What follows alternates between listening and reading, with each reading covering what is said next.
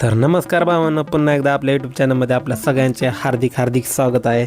आज होत असलेलं भव्य दिव्य असं उत्तर महाराष्ट्रातील भांगसी माता गड या पायथ्याला होत असलेलं भव्य दिव्य असं महामहिम राज्यपाल केसरी मैदान आणि त्या मैदानातला गट क्रमांक 39 सुटला आणि त्यामध्ये होता आपला सर्वांचा लाडका मथुर आणि बोंटोका फॉर्च्युनरचा मानकरी लखन। खूप दिवसानंतर हा जोड मित्रांनो आज एका जोत्यात आला होता आणि त्याच जोशाने एवढा भारी जोड पळाला भावांनो। गट क्रमांक 39 मध्ये डोळ्याचं पारणं फेडणारा असा सुट्टा निकाल घेतलेला आहे।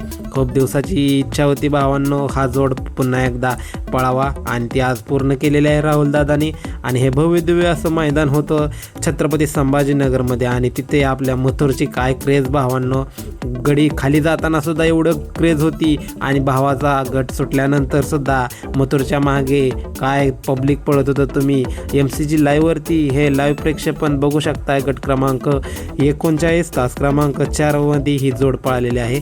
खरंच भावांनो मथुरसारखा बैल होणं शक्य नाही भावांनो, कारण मथुर छत्रपती संभाजीनगरला परवा दिवशी गेल्यापासून जेवढे पब्लिक येते मथुरला बघायला, मथुरला एका असं आतमध्ये कार्यालयामध्ये ठेवलं होतं भावांनो। त्या कार्यालयामध्ये खिडकीतनं लोक जात होती, एवढी क्रेज आहे भावाची।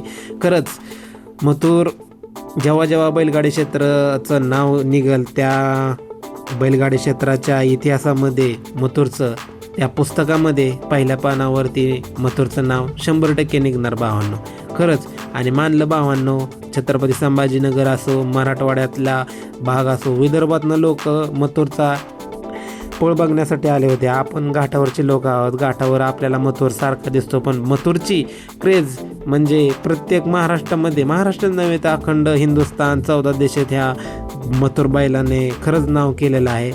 नशिबानं होता आपण सगळे की भावांना आपल्याला मथुर पळताना बघायला पाहतोय। तोपर्यंत मथुरला बघण्यासाठी मैदानात आवर्जून जावा, कारण राहुल दादा कधीही मथुरची निवृत्ती जाहीर करणार आहेत भावांनो। त्यामुळे लवकरात लवकर होईल तसं ज्या मैदानात मथुर येईल त्या मैदानात मथुरला बघण्यासाठी जात जावा। आणि अपडेट आवडल्यास आपल्या चॅनलला सबस्क्राईब करा। धन्यवाद।